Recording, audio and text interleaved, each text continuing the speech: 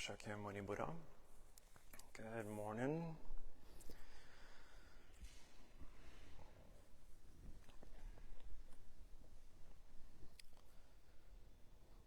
So today we are on the second of the 6 Dharma gates to the Sublime by Zen Master Chi.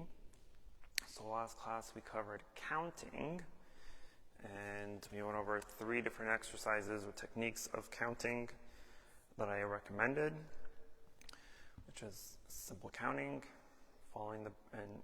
first was simple counting, second was following the breath as it goes through different parts of the body, and then the third method was my +1 method. And so the 6 Dharma gates to the Sublime by Master Chi is an exercise, or at least a path that helps guide the practitioner to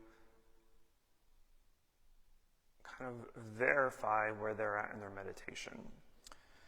So as I mentioned before, in the time of the Buddha, meditation was a pretty common practice, and so the Buddha didn't teach how to meditate very often because it was kind of common knowledge of how to meditate.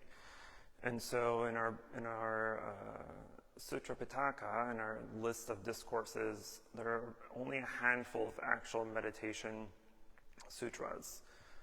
The 2 most well-known ones are the Anapanasati Sutra and the Satipatthana Sutra, the mindfulness of breathing and the 4 foundations of mindfulness. So those are the 2 main sutras, but even those 2 main sutras don't have specific instructions of how to meditate or how to go into the technique, right? It's simply a list of what the practice is and what to or how to go through those 2 sutras. And so because there are not very much instruction beyond commentary, it's only later on where later Zen masters would come in and create treatises or commentary and instructions of how to meditate. And so the 6 Dharma gates to the Sublime is one of those instruction manuals. Master Chi did also compose another text called the I can't recall what it's called now, but it's another actual instruction manual per se.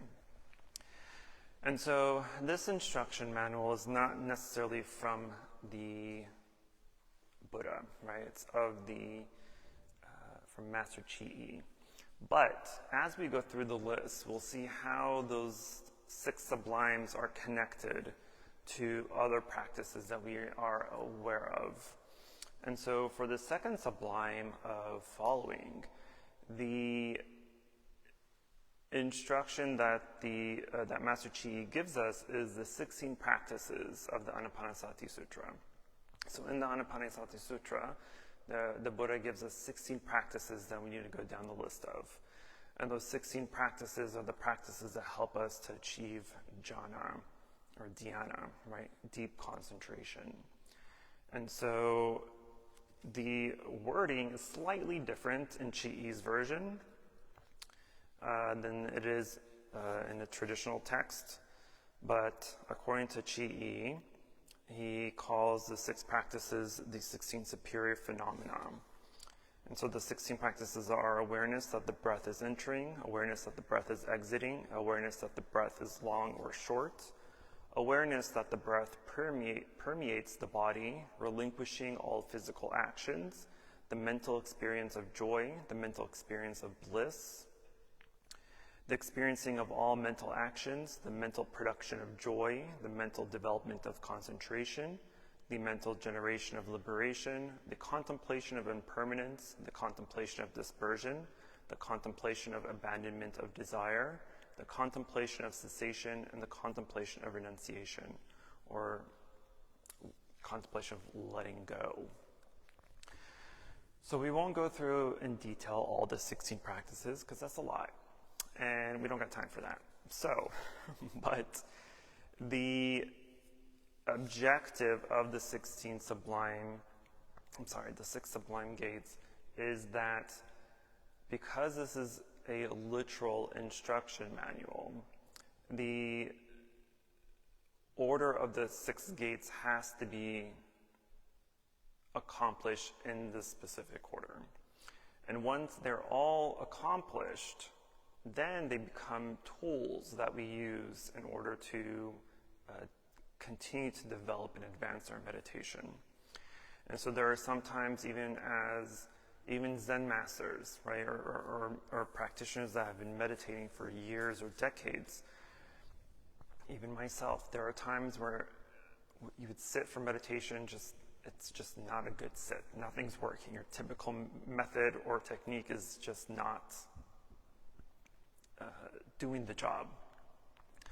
And so the good thing about the 6 gates is each of the items has specific techniques, has specific ways to meditate.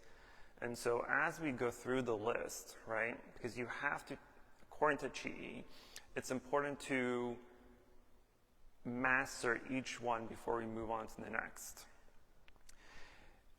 And when it's mastered, then our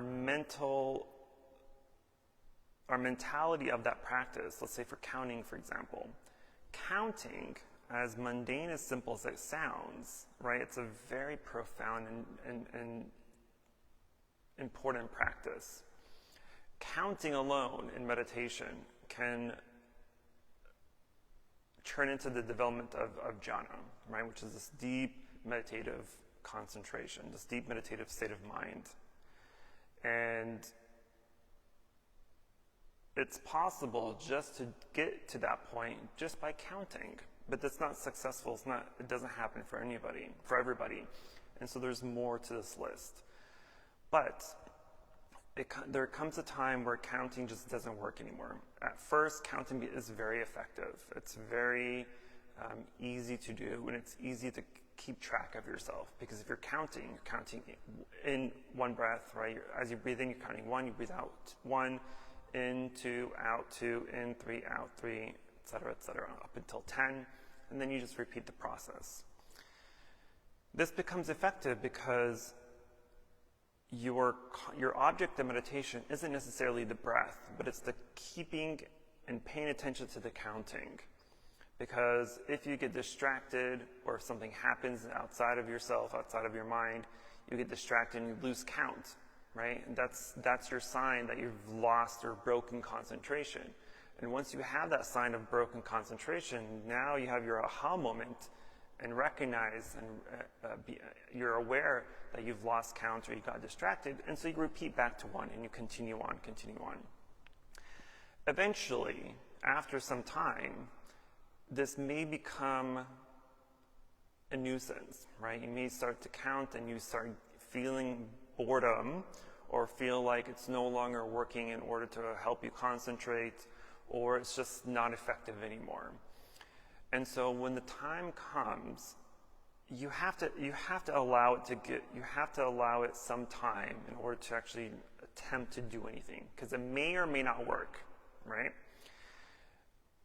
And so whether it may or may not work, you still have to give yourself some time to practice and experience the counting.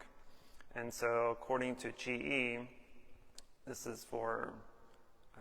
according to Qi, it requires several days of several hours of practice for each gate in order to move on to another. But let's say you practice counting for a week, 2 weeks, a month even, right? And it started out to be effective, and then in the middle of it, you got a little bit more used to it, and you start to do it kind of automatic without any effort, right? That's sign number 1, is if you start counting and becoming concentrated and focusing and aware of the counting, and you're doing it without any effort, meaning you're not forcing yourself to remember to count. You're not forcing yourself to remember where you left off or where you are in your counting, right? If there's no more forcefulness and you're doing it without effort, That's sign number one, that you're getting to the mastery level, right? And then eventually, once you, just like anything else we do in life, when we master something, it becomes very easy. It becomes very mundane. It becomes almost boring to us, right? If you do something over and over again every single day, it just becomes another tedious task. Likewise, counting will turn into that as well. It'll start to become a hindrance even, right? And so as long as you've gotten to the point where you're able to do it without effort, and you've surpassed that point, and then you get to the point of it being no longer effective or a hindrance, this is a good sign, even though it becomes boring and a hindrance, but it's a good sign that it's time to move on and go to the next step. In this case, the next step will be following.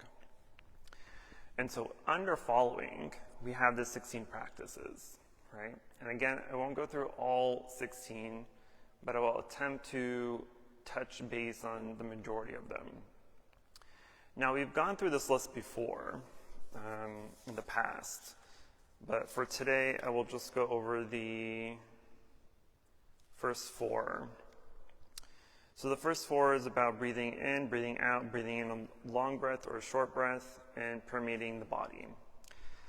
And this is a very effective method to ground yourself before any meditation practice or before doing anything substantial in life. It's important to be able to clear your mind and to relax your body. And so these first four exercises are an excellent exercise. So when we're doing counting, okay, going back to counting, if we're doing counting, the object of meditation is the counting itself, right? You're aware of breathing because you have to count the breath, right? You're aware of the breathing, but the counting is your object of meditation. Your point of contact, your point of concentration is the counting. Now when we move to following, we shift your object of meditation from the counting to the actual sensation of the breath.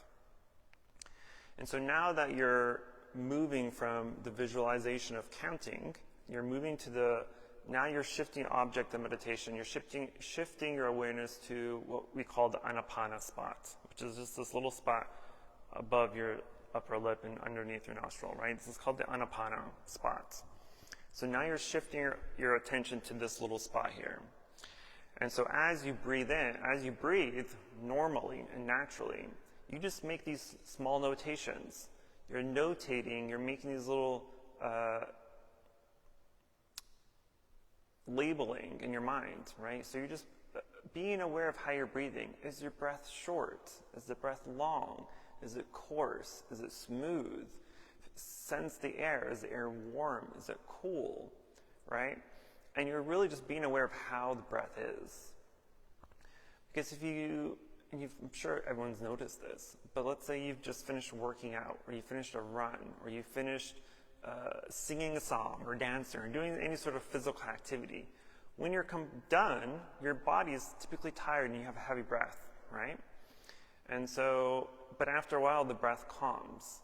But we don't recognize that the breath is heavy and when the breath is calm. We don't pay attention to these things, right?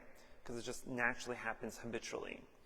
But when we're in meditation, if you have just, let's say you've walked around the yard first, and you went up the stairs, and you're doing activity outside, and you come in, you sit down, for the first couple minutes, your breath is going to be irregular. And it won't be at a normal pace, right?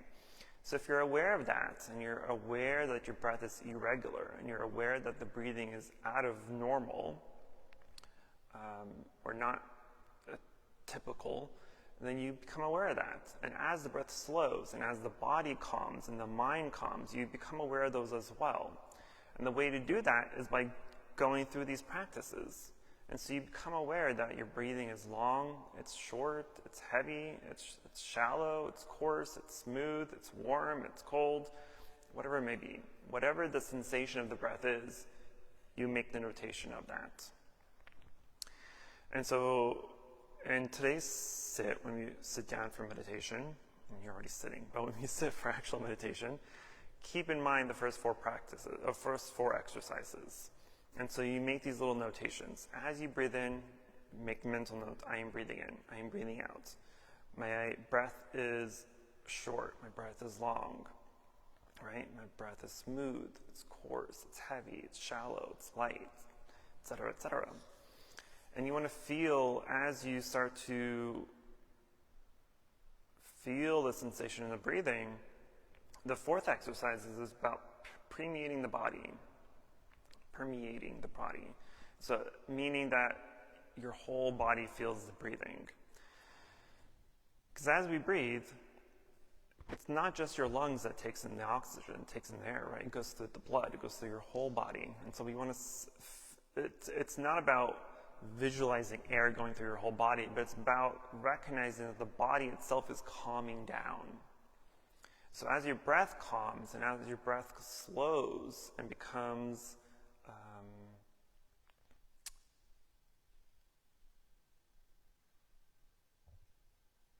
subtle, right? Then your body becomes more calm and more subtle as well. And so at the end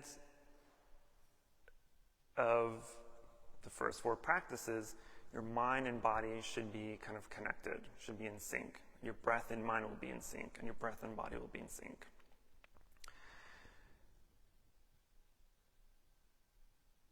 Even as you sit, right, and you've been sitting down for a while, even if you have not done any physical activity to create or have breathing that's irregular, even the mental objects that arises in your mind can change your breathing. So if you're sitting down in meditation, and let's say you've unfortunately became distracted, and you're thinking of a past argument, for example, right? And you're thinking of how you dislike this person, or how they made you feel, right? They made you angry, they made you frustrated, etc., etc. That anger, that frustration that arises within you is going to change the way you breathe. It's going to create a heavier breath, right? Because now you're mentally anguished over this, and so you start to like kind of mentally or internally huff and puff, right? You become angry because of this argument. And so it's even those little things you want to become aware of as well. Because, again, you're trying to eventually control your mind. Because right now, we're not in control of the mind. You're not the master of your mind. None of us are the masters of our mind. I'm still not the master of my mind. If I wasn't the master of my mind, if you were the master of your mind, you'd be able to control and navigate anything and everything that arises within you. You'd be able to stop all your thinking at will. You'd be able to stop all the suffering at will. You'd be able to stop all the hatred, all the anger, all the frustration. All these, you'd be able to stop it at will and just be this glorious, happy person all the time. Can we do that? No. So we're not the master of our mind yet. And so through meditation and through the practices and through the exercises, we become more and more aware of how the mind works, why it works the way it works. Why am I thinking like this? Why am I reacting like this? Why do I feel like this? Why do I think like this? Knowing these answers helps you recognize how the mind works and why it works the way it works. Because if you become angry of something, if you become frustrated of a situation or of people or person, it didn't happen or come out of nowhere, right? You don't just randomly hate someone for no reason, right? And sometimes we lie to ourselves. I just don't like this person. But why? I don't know, I just don't.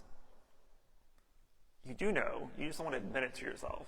Or you don't want to go in deep enough into your mind to figure out why you don't like this person. Just saying I just don't like them doesn't make any sense. It's a stupid excuse. Don't be lazy. And so we have to use meditation in order to kind of dig a little bit deeper into our mind, into our subconscious, to figure out what caused this anger. Why did it arise? Where did it come from? And if you're able to understand why and where and how, it makes things a little bit more easier and clearer to see. Because if there's a specific reason as to why you don't like a person, and you're able to recognize it and see it for what it is, truly, then when it happens again somewhere else or with someone else, you can recognize that root cause of that anger, the hatred, and you're able to remove it as it's happening before it even cements or plants into your mind. So it's a weed that we need to extract, right? Just because you pluck the surface of, oops, I just broke this. No one saw that. Just because, well, now I'm going to use that as an example. Just because you pull off a leaf or the this is so funny. Just because you pull out the weed doesn't mean the root's still not there, right? It's still there. So the issue, the core reason, the core issue of your anger or the hatred is still there. Just because I'm going to have to glue this back. Just because you plucked the surface and said, oh, okay, I figured out what the problem is, doesn't mean anything until you do something about the problem, right? And so and this is part of the meditation method I call the why meditation, where you're constantly asking yourself, why? Why do I like this person? Oh, because of this. Well, why? Well, because they said this. Well, why did they say this? Or why did they do that? Why again? Why? Until you get to the core roots, until you get to the very root of the cause, then you can pluck it out. Now the entire problem is gone. And sometimes the core reason, the core root of the problem, sometimes can be very mundane, can be very simple. If it's a person, maybe now you recognize that it's this specific person that's causing me anxiety a lot, that's causing me a lot of suffering, that's causing me a lot of unhappiness, or whatever it may be. But now that you know it's this specific person that's doing this, now you have options.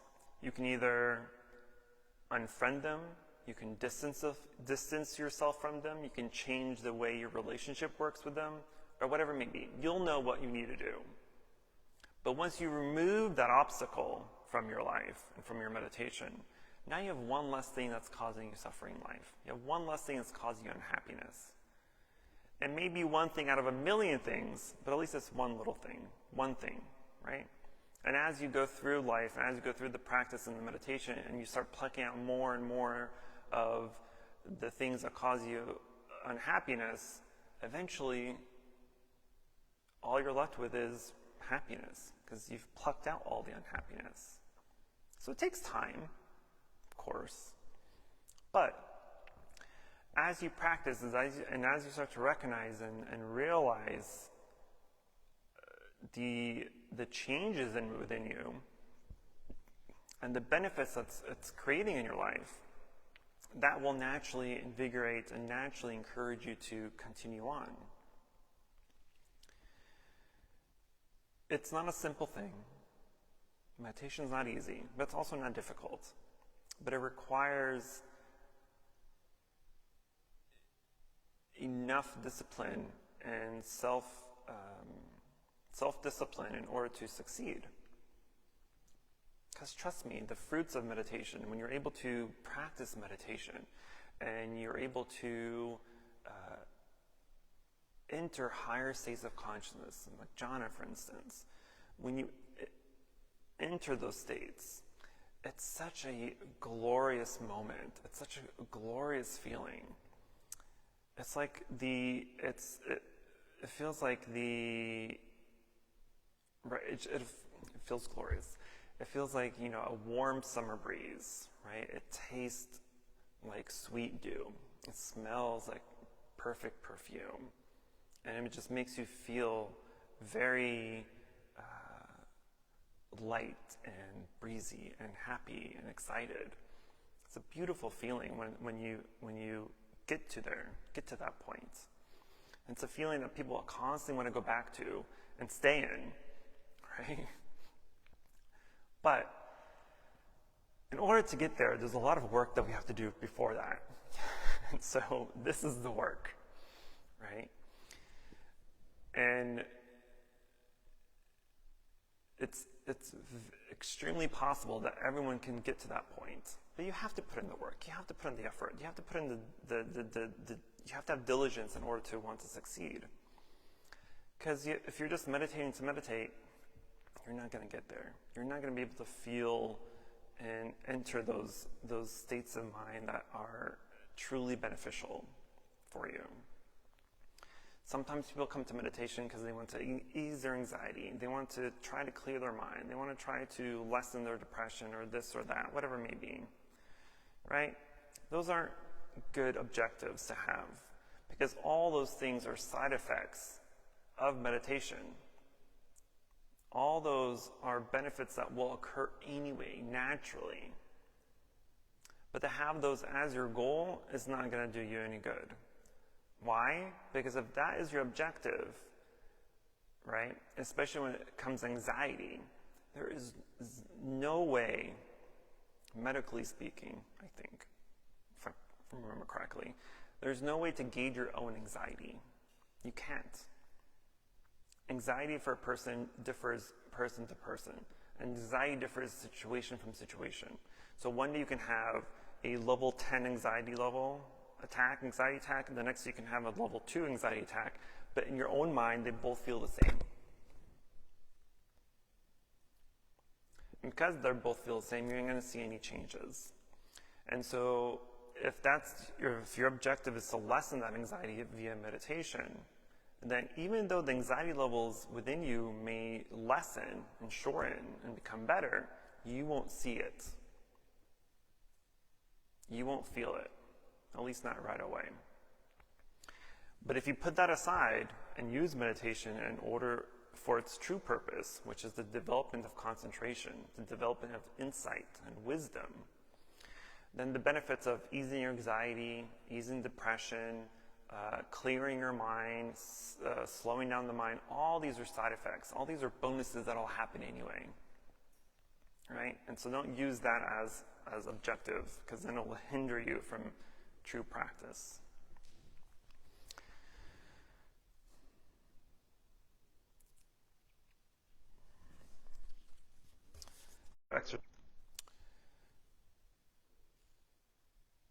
So within the first four actually,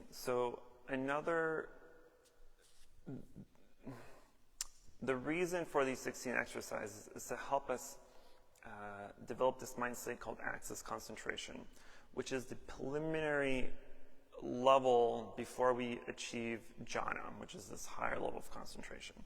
But access concentration in itself is the ability or the development where our concentration is so strong, it's strong enough that any distractions or thoughts that arise do not hinder your object of meditation.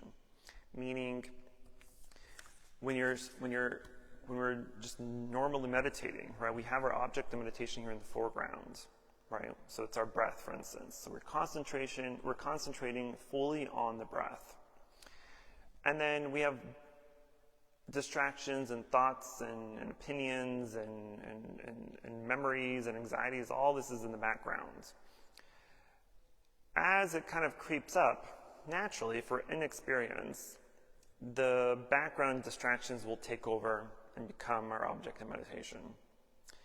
But if we're practiced enough and becoming mindful enough and aware enough of the distractions now in the foreground, we bring back our object of meditation, we push away all the distraction, we push it back in the background, right? But our mind is chaotic, and it's distracting in and of itself, and so it'll always try to push away or push out your object of meditation, which is totally fine, right? It's naturally going to happen. And so as we start to develop that and become better at pushing away and pushing back the distractions and all that chaos, then our mind starts to settle and our body starts to settle. Things start to become more calm and more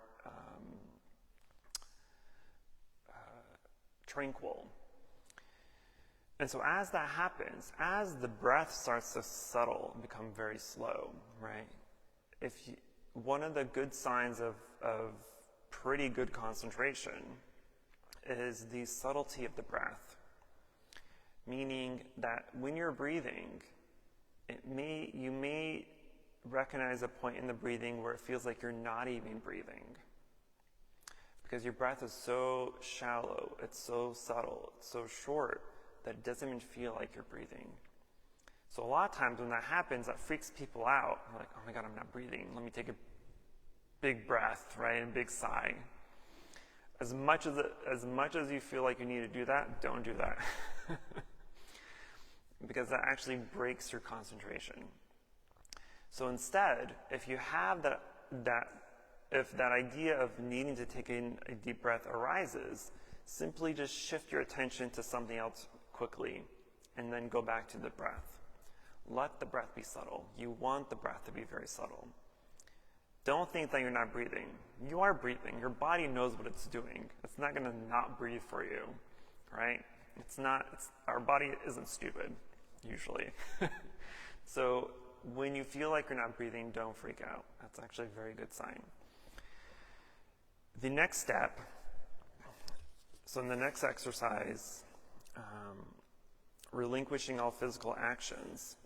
This just means relinquishing or letting go of, because in the traditional text,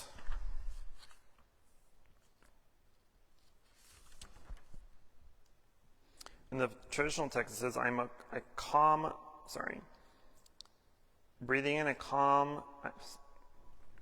breathing in, I am aware of my whole body. Breathing out, I'm aware of my whole body. Breathing in, I calm my whole body. Breathing out, I calm my whole body. Meaning that once the breath is subtle enough and calm enough, right, then your body gets to do the same thing as well. Then the body becomes calm and subtle. And so the subtlety of the breath, right, where it feels like you're not breathing, that's the check mark sign for, okay, the breath is fully concentrated. Next, the body needs to be fully concentrated. And the way we can check mark that box is when the body is calm enough, where it is comfortable enough. Sometimes you even lose the sensation of the body. So for me, for example, the first area of where the sensation of body disappears is in my hands. And so when we're sitting in meditation, my hands are in my lap, the sensation of the touching of the hands disappears. I no longer feel like I have hands. Right? Or it kind of sometimes feels like my hands are doing this, like I can feel, as if it feels like my hands are stretching apart like this, right? And so then the rest of the body starts to develop this calmness as well. And you'll notice that for most people, it kind of starts from top to bottom, right? From your head to your feet, where you start to sense the calmness kind of just slowly move down the body until the full sensation of the body disappears. It feels like maybe even floating, right, or levitating, right? This is where the stories of levitating monks comes from. It's because the body is so calm that it feels like you're not even sitting. It doesn't feel like you have a physical body anymore. It feels like you're floating. And so once that happens, then we can check mark the fully concentrated of the body. So now the mind, the breath, and the body are fully concentrated. This is, for the most part, if you're able to maintain and hold these three fully concentrated items for at least 30 minutes, right, which is the typical in commentary, then we can say, I'm in access concentration. Access concentration, for the most part, is exactly where we want to be, because achieving jhana is very difficult. And it's not necessarily a necessity to attain, right?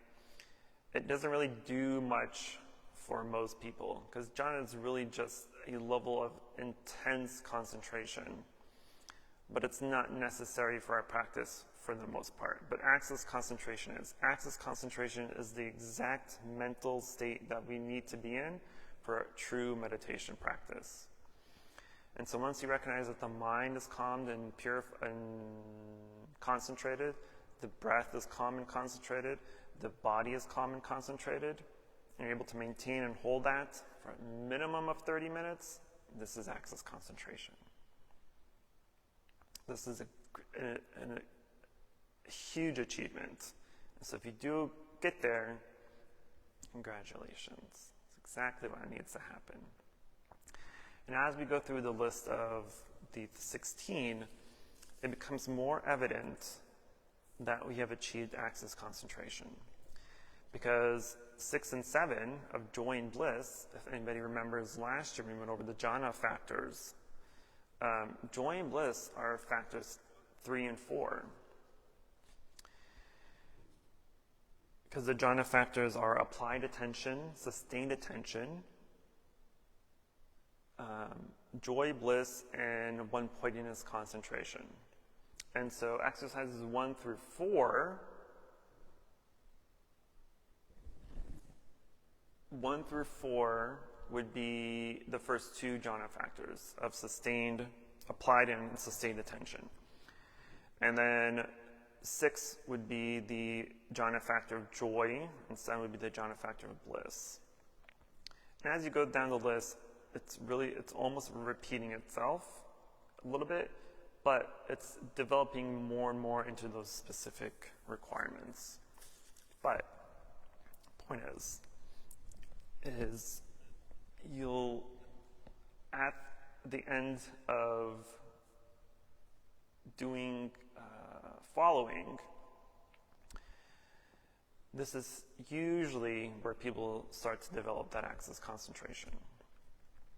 Usually. It's not a guarantee, but if it doesn't happen, don't be discouraged. It's okay, because you still have 4 other sublime gates to do to give you a chance, right? Because eventually, as we go through the 6 sublime gates, right, we start to, for them, at least semi-master or really develop each one enough. And once we get through all 6, what then happens is as we go through meditation and we do our practices and our methods or whatever, we use the 6 because each of the 6 is a set of instructions. So if 1 doesn't work for you, if counting doesn't work for you, then you move on to following. If following doesn't work for you, then you move on to stabilization. If stabilization doesn't work for you, then you do contemplation, etc., etc. So you're able to shift and move according to what works for you best. But we do have to be proficient enough in each one in order to say this works or this doesn't work. And the only way to do that is to practice. So, and that's what we're going to do today. So, I will...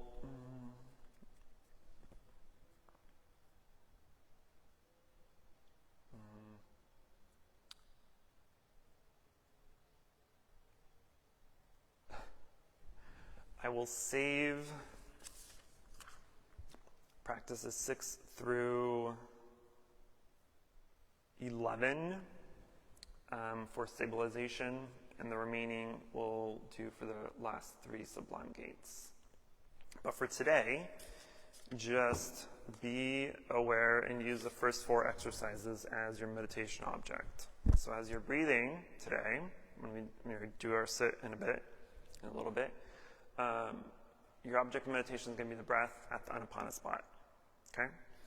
And then just simply use that area to focus and to make your notations, to label the type of breathing that you're having.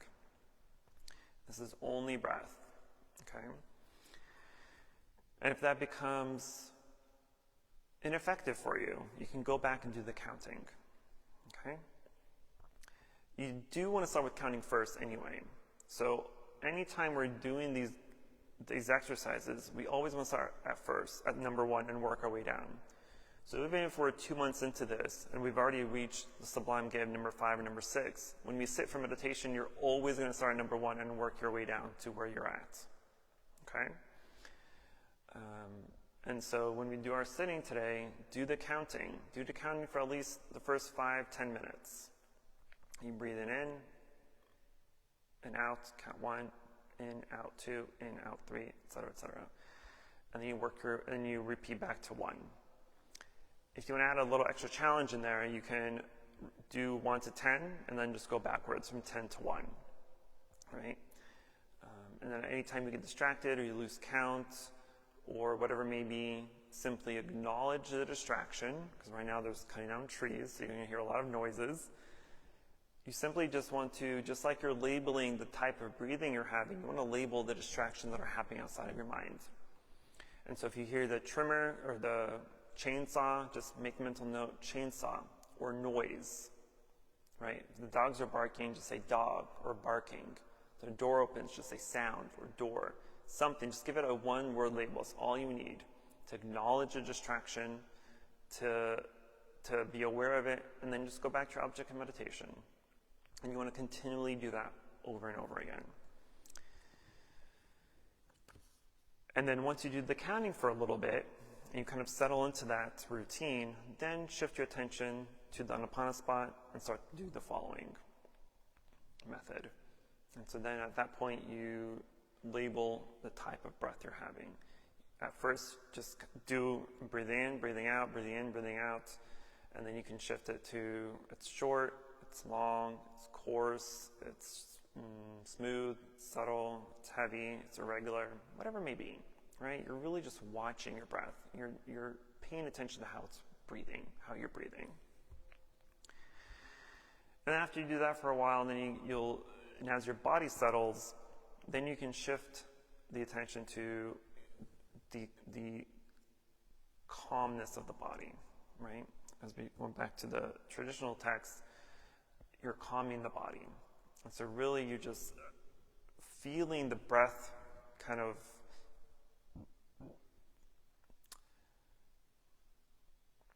enter and kind of expand throughout your whole body. Not just at the Anapanasati, but your whole body's feeling that breath. It's taking the breath, it's taking the oxygen, it's taking life. And then you just kind of work from there and settle at that spot. Okay. Stop talking now. What are your questions, concerns, emotional outbursts?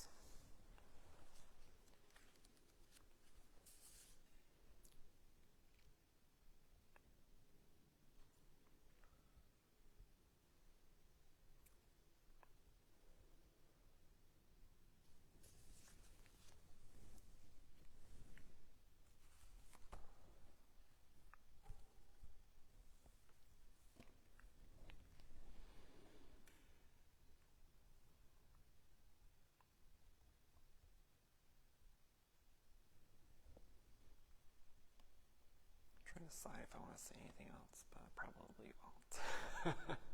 I'll save it until after meditation. Okay. If there are no questions, then feel free to stretch a little bit before we sit for 30 minutes or less.